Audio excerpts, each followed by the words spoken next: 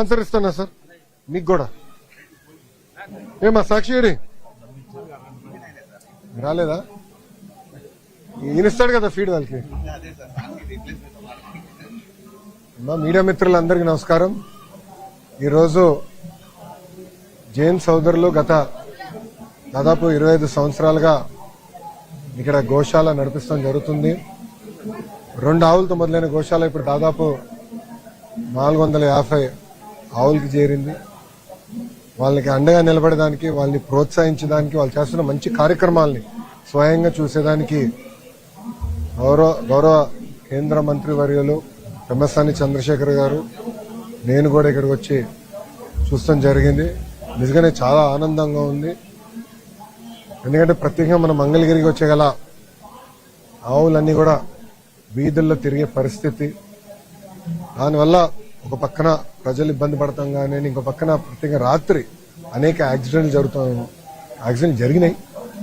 అందుకే ఇటు పక్క ఈ గోశాల, ఇంకో పక్కన వచ్చేగల ప్రత్యేకంగా లక్ష్మీ నరసింహస్వామి ఆలయం ఆధ్వర్యంలో గోశాల కూడా ప్రారంభిస్తాం కూడా జరిగింది. సో మంగళగిరి నియోజకవర్గ పట్టణం లోపల ఆవులు రోడ్డు పైన తిరగకూడదు అనేది ఒక లక్ష్యంగా పెట్టుకున్నాం. ఎందుకంటే దానివల్ల ప్రజలు అనేక ఇబ్బందులు ఎదుర్కొన్నారు. వాళ్ళు గోశాలలు పెడితే బాగుంటుందనే లక్ష్యంతో మన కూటమి ప్రభుత్వం పనిచేస్తుంది.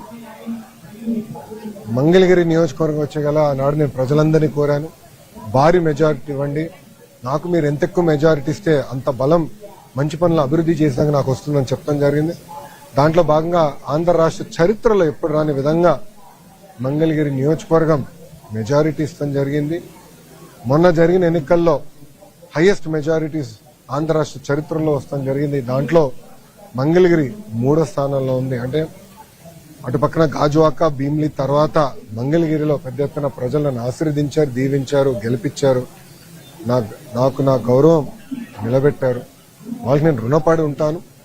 అనేక అభివృద్ధి సంక్షేమ కార్యక్రమాలు కూటమి ప్రభుత్వం ప్రారంభించింది. ఈరోజు నేను గర్వంగా చెప్పగలుగుతాను, దశాబ్దాలకు ఏదైతే ఇంటి పట్టాలు అంటే ఎంక్రోచ్మెంట్ రెగ్యులరైజ్ చేయాలని ప్రజలు మొత్తుకుంటా ఉన్నారు. నిన్న మొదటి పట్ట ఇప్పటంలో జనరేట్ అయింది. ఇప్పటికీ మొదటి విడతలో సుమారుగా 5,000 మందికి ఇల్లు పట్టాలు ఉగాది తర్వాత ఇవ్వాలనే లక్ష్యం పెట్టుకుని మేము పనిచేస్తున్నాం. 2వ విడత ఉంటుంది, 3వ విడత ఉంటుంది. ఆనాడు ప్రజలు చెప్పాను, ప్రత్యేకంగా కాలువలు కానివ్వండి, అటవీ భూముల్లో ఉన్న ఇల్లు కొంచెం సమయం పడుతుంది రెగ్యులరైజ్ చేసేదానికి ఆనాడు చెప్పా. ఈరోజు కేంద్రంలో పెమ్మసాని చంద్రశేఖర్ గారి సహకారంతో రైల్వే మంత్రి గారిని మేము కలిసినప్పుడు, రైల్వే భూముల్లో మాకు రెగ్యులరైజ్ చేయాలని మేము కోరినప్పుడు అనుకూలంగా మంత్రి గారు స్పందించారంటే దాని వెనకాల పెమ్మసాని చంద్రశేఖర్ గారి కృషి చాలా ఉంది. ఆయన నవ్వచ్చు ఇప్పుడు, కానీ ఆయన కృషి చాలా ఉంది. అది ప్రజలు దయచేసి గమనించాలి, గుర్తు పెట్టుకోవాలి. అంతేకాదు రైల్ ఓవర్ బ్రిడ్జ్ కూడా, నెడమర్ గేట్ దగ్గర రైల్ ఓవర్ బ్రిడ్జ్ కూడా పెమ్మసాని చంద్రశేఖర్ పర్సనల్ గా తీసుకుని ఫాలో అప్ చేసి అది ఇప్పుడు బోర్డు వరకు తీసుకొచ్చి పనులు కూడా త్వరలో ప్రారంభించబోతున్నాం. అంతేకాకుండా ఈ ఇండ్లు పట్టాలు ఇచ్చేదానికి రీటైనింగ్ వాల్ కట్టాలనేది ప్రజలు మహానాడు ప్రాంతంలో వెళ్ళినప్పుడు కోరారు. దానికి నిధులు కేటాయించాం, డిజైన్లు అవుతున్నాయి. ఇప్పుడు దానిపైన రోడ్ కూడా వేద్దాం. అంటే 4 లేన్ రోడ్ వేస్తే ట్రాఫిక్ చాలా ఈజ్ అవుట్ అవుతున్న లక్ష్యంతో మొత్తం డిజైన్ చేస్తున్నాం. దీంతో పాటు ఏదైతే ఆనాడు నేను చెప్పానో పార్కుల అభివృద్ధి కానివ్వండి, చెరువుల అభివృద్ధి కానివ్వండి, శ్మశానాల అభివృద్ధి కానివ్వండి, కమ్యూనిటీ భవనాలు, రైతు బజార్లు, ఇంకో పక్కన social welfare hostel, BC welfare hostel, ప్రభుత్వ పాఠశాలలు, ఇట్లా దాదాపు మీరు చూస్తే 100 అభివృద్ధి కార్యక్రమాలకి కూటమి ప్రభుత్వం శ్రీకారం చుట్టింది. అన్ని డిజైన్లు అయిపోయినాయి, టెండర్ దశకు వచ్చింది.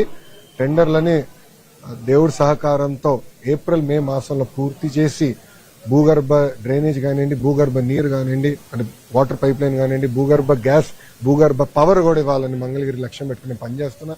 అది కూడా ఎవరు చూడని విధంగా, అంటే ఆంధ్ర రాష్ట్రంలో ఎప్పుడు జరిగిన విధంగా ఒక పొద్దున్న రోజు ఒకరు కట్ చేసుకుంటే వెళ్తే సాయంత్రం పూట లేయింగ్ జరిగిపోవాలి, 2వ రోజు టెస్టింగ్ అయిపోవాలి, 3వ రోజు క్లోజ్ అయిపోవాలి. రోడ్ పర్ఫెక్ట్ గా ఉండాలి. మనం అంటే 3 రోజులు అన్ని పనులు అయిపోవాలి. ఏ వీధిలోకి వెళ్ళినా అట్లా చేయాలన్న లక్ష్యంతో కూటమి ప్రభుత్వం పనిచేస్తుంది. అంతేకాదు ఆనాడు చెప్పే జెమ్స్ అండ్ జ్యువెలరీ పార్క్ ప్రత్యేకంగా మంగళగిరిలో ఏర్పాటు చేయాలి అని లక్ష్యం పెట్టుకున్న దానికి భూములు కూడా ఎత్తికాం, డిజైనింగ్ జరుగుతుంది. అంటే డిజైన్ టు రీటైల్ అంతా మంగళగిరిలో జరగాలి. మనకు అనేక మంది స్వర్ణకారులు ఉన్నారు కనుక వాళ్ళని ఆదుకోవాలి లక్ష్యంతో మన ప్రభుత్వం పనిచేస్తుంది. అంతేకాదు స్వర్ణకారుల కార్పొరేషన్ ఏర్పాటు చేసాం. ఈ బడ్జెట్ లో నిధులు వచ్చినాయి. వచ్చే సంవత్సరం అంటే ఏప్రిల్ నుంచి స్వర్ణకారులకు ప్రత్యేకంగా ట్రైనింగ్ కూడా ఏర్పాటు చేయాలని లక్ష్యంతో కూటమి ప్రభుత్వం పనిచేస్తుంది. చివరిగా నిరుపేద కుటుంబాలు అంటే ఈ భూములన్నీ ఇచ్చిన తర్వాత అంటే పట్టాలు అందించిన తర్వాత ఎవరికైతే ఇల్లు లేదో వాళ్ళందరినీ గుర్తించి ప్రత్యేకంగా టిట్కో అంటే G+3 కింద ఇల్లు కట్టించి వాళ్ళకి ఇంటి తాళాలు ఇవ్వాలనేది కూడా గౌరవ ముఖ్యమంత్రి నారా చంద్రబాబు నాయుడు గారు స్పష్టమైన ఆదేశాలు కూడా జారీ చేస్తడం జరిగింది. సో కేంద్రంలో మోడీ గారు కానివ్వండి, మోడీ గారితో పాటు మన రామ్మోహన్ నాయుడు గారు కానివ్వండి, పెమ్మసాని చంద్రశేఖర్ గారు కానివ్వండి, ఇక్కడ ఆంధ్ర రాష్ట్రానికి వచ్చగల గౌరవ ముఖ్యమంత్రి గారు చంద్రబాబు నాయుడు గారు, ఉప ముఖ్యమంత్రి గారు పవన్ అన్న, మంత్రిగా నేను ముగ్గురం కలిసికట్టుగా మంగళగిరి అభివృద్ధి కోసం అహర్నిశలు కష్టపడతాం. ఏదైతే ఆనాడు ప్రజలకు హామీ ఇచ్చానో ఒక పద్ధతి ప్రకారం చేసుకుంటూ వెళ్తున్నా. కొన్ని దిక్కల ప్రభుత్వానికి ఇబ్బంది ఉంది అంటే సొంత నిధులు ఇచ్చి కూడా అంటే ప్రభుత్వ నిధులు కాదు నా సొంత నిధులు ఇచ్చి కూడా పార్కుల విషయం కానీ ఇతర విషయాలు కూడా నేను చేస్తాం జరుగుతుంది. గతంలో ఎట్లయితే పనిచేసాను దానికి రెట్టింపు 10 రెట్లు ఎక్కువ నేను చేస్తూ పోతున్నాను. ఆనాడు మొదలుపెట్టిన అన్ని సంక్షేమ కార్యక్రమాలు ప్రతిపక్షాలు ఏదైతే మొదలుపెట్టిన అన్ని కూడా ఈరోజు నడుస్తున్నాయి. ఇంకా బలోపేతం చేసి ముందరికి వెళ్తాను. ఇప్పుడు మీడియా మిత్రులకైనా ప్రశ్న ఉంటే నాకు సమాధానం చెప్పడానికి నేను సిద్ధంగా ఉన్నాను.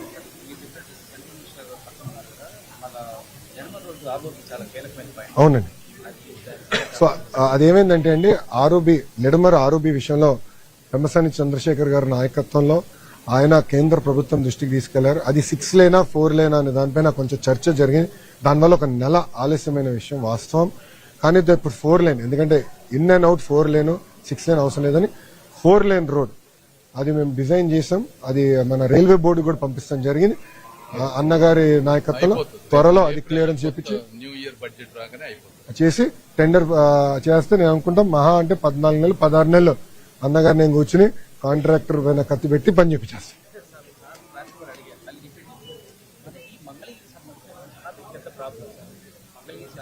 అవునండి కరెక్ట్. అవును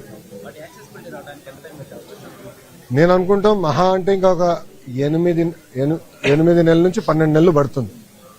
ఇప్పుడు కరకట్ట రోడ్ పూర్తి చేయాలి, సీడ్ యాక్సెస్ రోడ్ పూర్తి చేయాలి.